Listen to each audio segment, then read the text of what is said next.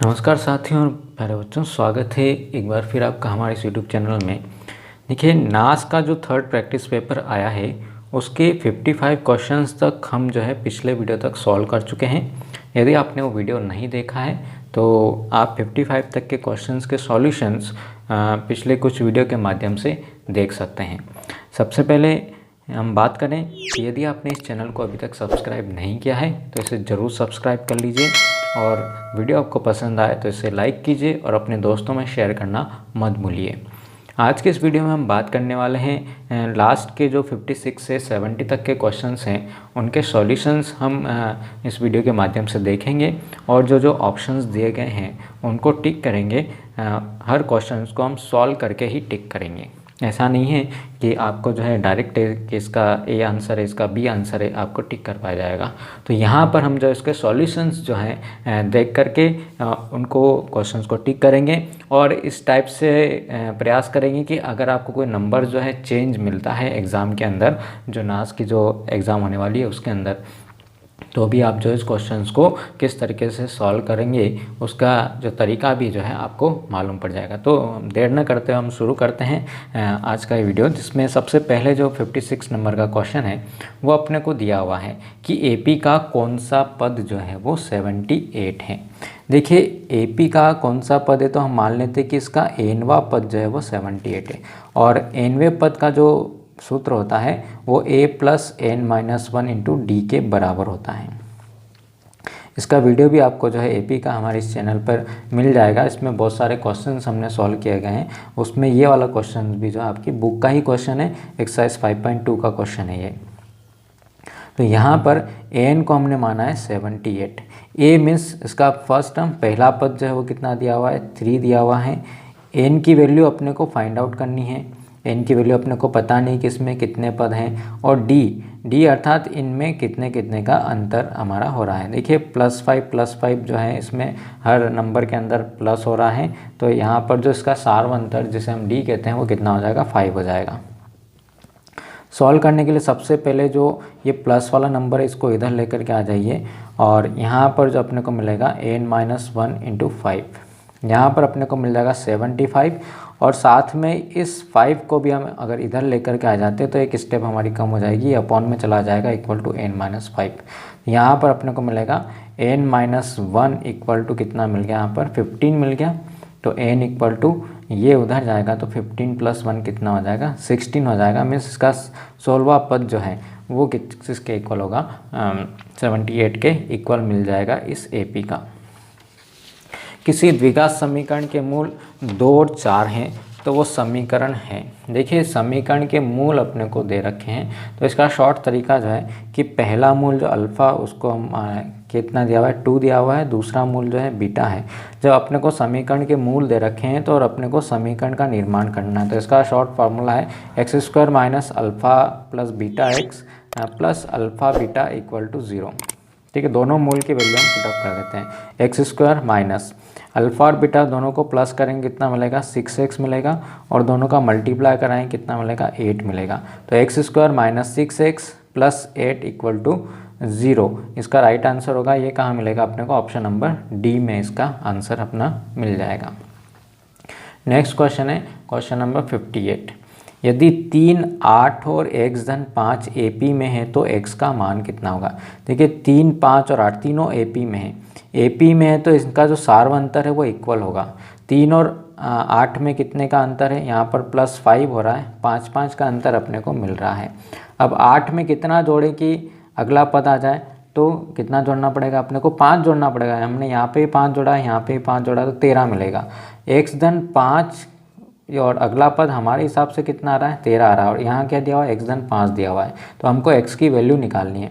इस 5 को हम उधर ले जाएंगे तो 13 में से 5 जाएंगे तो x की वैल्यू कितनी मिल जाएगी अपने को, 8 मिल जाएगी। इसका राइट आंसर जो है वो कितना हो जाएगा, बी वाला इसका राइट आंसर हो जाएगा। यहाँ पर दिया हुआ यदि x इक्वल टू 2 + √3 हो तो x + 1/x की वैल्यू जो है कितनी अपने को मिलने वाली है।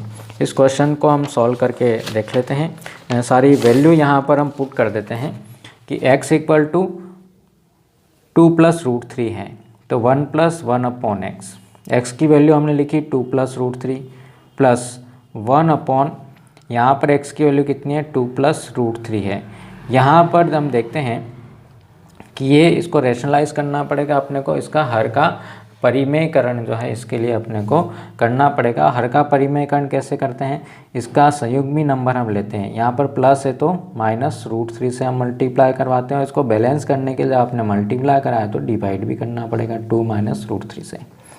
तो यहाँ पर अपने को मिल गया 2 प्लस रूट 3 प्लस, इन दोनों का मल्टीप्लाई कराएं हम a plus B A minus B वाले फार्मूले से, तो ए स्क्वायर मीन्स a का स्क्वायर मीन्स 2 का स्क्वायर 4 मिल गया, माइनस बी स्क्वायर रूट 3 का स्क्वायर कितना मिलेगा अपने को 3 मिल जाएगा, और ऊपर कितना मिलेगा अपने को 2 माइनस रूट 3।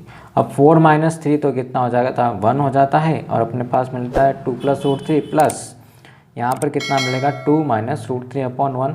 तो यहाँ पर जो है रूट 3 प्लस का है माइनस का, दोनों कैंसिल हो गए, नंबर कितने बचे 2 और 2 4, अपने को इसका जो आंसर जो है वो मिल जाएगा। ये हमारा पार्ट ए में है, तो इसका राइट आंसर हो जाएगा 4। देखिए 5, 7, 9, 11 का nवां पद कौन सा होगा। nवें पद के लिए सूत्र देखिए हम बार बार आपको बताते जा रहे हैं, n equal to a plus n minus 1 into D होता है। तो इसका nवां पद अपने को निकालना है। इसका पहला पद कितना है 5 है, ये वैल्यू पुटअप कर दें। n की वैल्यू अपने को नहीं दी गई है, n की वैल्यू n ही अपने को रखना है, और d अर्थात यहाँ पर कितना प्लस हो रहा है 7, 7 में 2 प्लस क्या 9, 9 में 2 प्लस क्या 11 हो गया, तो d की वैल्यू कितनी है 2 है। तो इसको सॉल्व कर लेते हैं अपन, तो 5 प्लस 2n माइनस 2 अपने को मिलता है। अब नंबर में से नंबर को माइनस करें, 5 माइनस 2 कितना मिला 3, और यहाँ पे कितना मिला 2n, मतलब इसका राइट आंसर कितना हो जाएगा 2n प्लस 3। 2n प्लस 3 हमारा पार्ट बी के अंदर है, इसलिए राइट आंसर इसका बी वाला जो पार्ट है वो राइट हो जाएगा। यदि किसी समांतर श्रेणी का nवां पद 7n प्लस 5 हो तो उस श्रेणी का सार्वंतर जो है अपने को कितना मिल जाएगा। देखिए nवां पद अपने को दिया हुआ है 7n प्लस 5 के इक्वल दिया हुआ है, ठीक है, मीन्स n इक्वल टू कितना लिखते हैं हम 7n प्लस 5। यहाँ पर n की वैल्यू अगर हम 1 लेते हैं तो इसका पहला पद मिलेगा, 7 प्लस 5 कितना मिल गया 12 मिल गया। n की वैल्यू अगर हम यहाँ पे 2 ले लेते हैं तो अपने को इसका दूसरा पद मिलेगा, 7 दूनी 14 और 5 कितना हो गया 19 हो गया।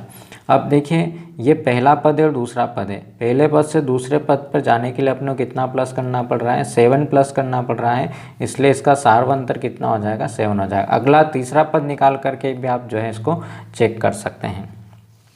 नेक्स्ट क्वेश्चन अपना मिलता है, शांत जल में नाव की चाल 6 किलोमीटर है और धारा के अनुकूल 17 किलोमीटर की दूरी 2 घंटे में ये तय कर लेती है। देखिए शांत जल में नाव की चाल तो हमारी होगी 6 किलोमीटर, और 17 किलोमीटर 2 घंटे में धारा की दिशा में जाती है, तो 1 घंटे में कितनी चल जाएगी ये नाव। यहाँ पर अपने पास में 1 घंटे में 17 का हम आधा करेंगे तो 8.5 किलोमीटर पर आवर, प्रति घंटा जो है 8.5 किलोमीटर 8.5 किलोमीटर धारा के साथ में जाएगी, ठीक है। मतलब इस 8.5 किलोमीटर में नाव की चाल भी शामिल है और धारा की चाल भी शामिल है। अपने को जो है धारा की चाल निकालनी है, तो धारा की चाल निकालने के लिए क्या करना पड़ेगा, क्योंकि नाव की चाल जो हमारी कितनी है 8.5 है, और इसके अंदर 6 किलोमीटर नाव की चाल भी शामिल है और धारा की चाल भी इसके अंदर शामिल है, क्योंकि धारा के अनुकूल बह रही है तो स्पीड जो उसकी बढ़ जाएगी। यहाँ पर अपने को धारा की चाल निकालनी है तो 6 को उधर ले जाएंगे, तो 8.5 में से 6 कम करेंगे तो अपने को मिलेगा 2.5 किलोमीटर पर आवर, 2.5 किलोमीटर प्रति घंटा उसकी चाल हो जाएगी।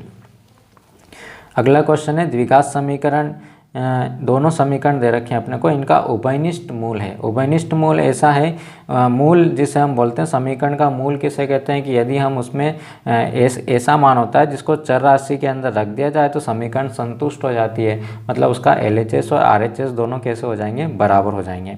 तो यहाँ पर इन सभी मानों को हम दोनों समीकरणों में रख देते हैं। ऐसा एक मान इन 4 में से है जो दोनों समीकरणों को संतुष्ट करेगा, वही इनका क्या होगा उभयनिष्ठ मूल होगा। तो सबसे पहले अगर हम -2 रखते हैं, देखिए यहाँ पर जब हम -2 रखेंगे तो यहाँ आपको वैल्यू मिलेगी -2 का स्क्वायर 4 और माइनस माइनस प्लस 14 और प्लस 10, क्या है 0 के बराबर मिलेगा? नहीं मिलेगा। तो ये इसका फर्स्ट इक्वेशन को ये संतुष्ट नहीं कर रहा है, तो समीकरण का मूल नहीं होगा। यहाँ पर जब हम x की वैल्यू 2 रख देते हैं, सेकेंड ऑप्शन पर हम चलते हैं तो यहाँ पर मिलता है 4 माइनस 2 रखा तो 7 दूनी 14 और 10, क्या 0 के बराबर हो रहा है? हाँ बिल्कुल हो रहा है। 10 और 4 14 और 14 कितना हो गया? 0 हो गया। तो ये इसको संतुष्ट कर रहा है। दूसरे समीकरण को चेक करें, क्या दूसरे समीकरण को भी संतुष्ट कर रहा है? 4 और x की वैल्यू कितनी 2 रखी, माइनस 20 धन 16 बराबर 0, क्या 0 हो रहा है? 16 और 4 20, 20 और 20 कैंसिल हो रहा है, मतलब ये वाला इसका राइट आंसर हो जाएगा। बाकी के 2 ऑप्शन भी आप चेक कर सकते हो, पहली समीकरण को ही संतुष्ट नहीं कर रहे हैं तो समीकरण के मूल नहीं है। यहाँ पर हम अगले क्वेश्चन की तरफ बढ़ते हैं। निम्नलिखित में से असत्य कथन कौन है? 3 सत्य कथन है, असत्य को अपने को ढूंढना है। सभी सर्वांगसम आकृतियाँ समरूप होती हैं। यहाँ हमने सर्वांगसमता की परिभाषा पढ़ी है और समरूपता की पढ़ी है। जितनी भी सर्वांगसम आकृतियाँ होगी वो सभी समरूप होगी। सभी समबाहु त्रिभुज समरूप होते हैं, ये भी सत्य कथन है। जितने भी समबाहु त्रिभुज होते हैं सभी समरूप होते हैं, और सभी आयत भी समरूप होते हैं। जितने भी आयत होंगे सभी जो है, समरूपता की परिभाषा क्या है कि दिखने में एक जैसी हो, मतलब जिनकी माप अलग अलग हो लेकिन वो दिखते एक जैसे हों, तो उसको जो हम क्या बोलते हैं? समरूप आकृतियाँ कहते हैं।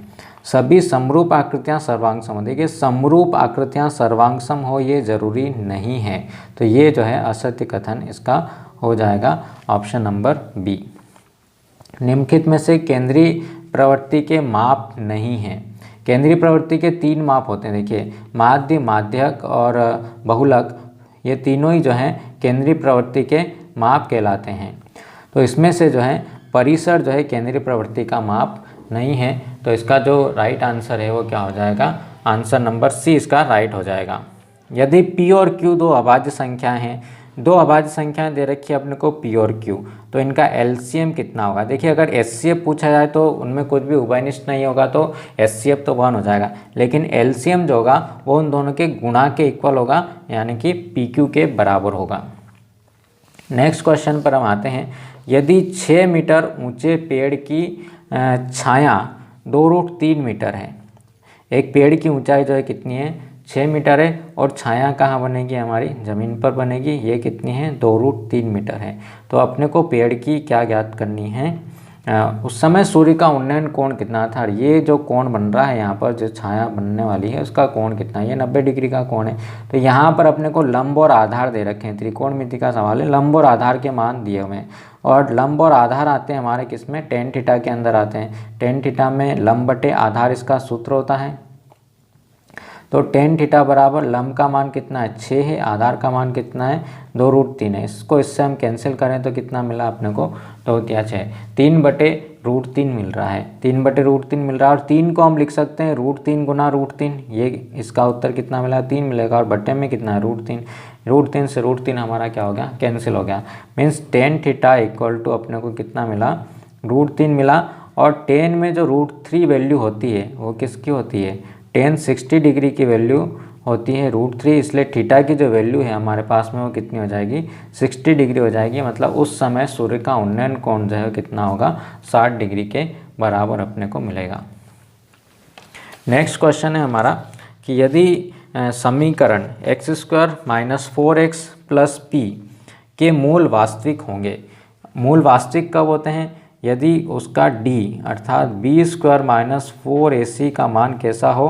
ग्रेटर देन और इक्वल टू हो 0 के।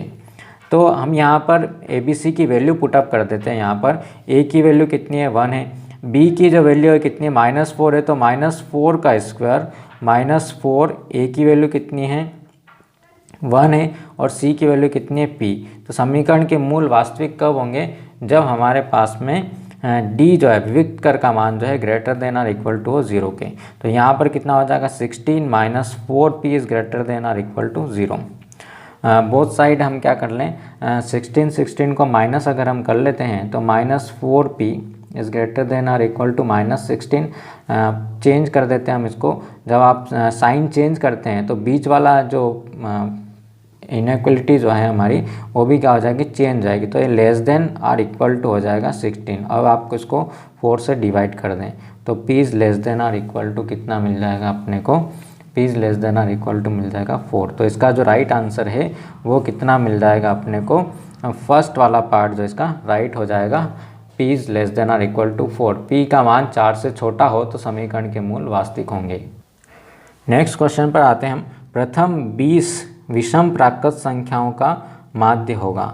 माध्य और कितनी संख्याएं हमारे पास में, 20 संख्याएं। माध्य निकालने के लिए हम क्या करते हैं, सिग्मा x बटे n, सभी संख्याओं को जोड़ते हैं और कुल संख्या से भाग लगाते हैं। सिग्मा x मीन्स कौन कौन सी विषम संख्या लेनी है अपने को, प्रथम 20 विषम संख्या लेनी है, 1 3 5 7 से लेकर के कहाँ तक आएगी हमारी, जो पहली 20 विषम संख्याएं हैं वहाँ तक अपने को लिखना है, बटे भाग देंगे 20 से। लेकिन 1 3 5 7 9 इन सब का योग हम निकाल लेते हैं कि इन सब का योग जो है अपने को कितना मिलेगा। सबसे पहले तो योग वाला जो हम इसको जोड़ेंगे नहीं अलग अलग कि 20 संख्या लिख करके, हम जो है सीधा अपना जो है कौन सा AP वाला फार्मूला लगाते हैं। AP वाला फार्मूला क्या कहता है कि 20 पदों तक अपने को जो इसको जोड़ना है। तो SN इक्वल टू n/2 और 2a plus n-1 into D, इसमें हम वैल्यू पुटअप कर देते तो 20 पदों का योग अपने को जो है यहाँ पर क्या हो जाएगा, मिल जाएगा। n की वैल्यू 20 है, 20 बटे 2 हो गया। इसका पहला पद कितना है, 1 है, 2 गुना 1। n का मान कितना रखना है, 20 में से 1 गया कितना मिलेगा, 19। और अंतर कितने कितने का है, 2 2 का अंतर है सभी में।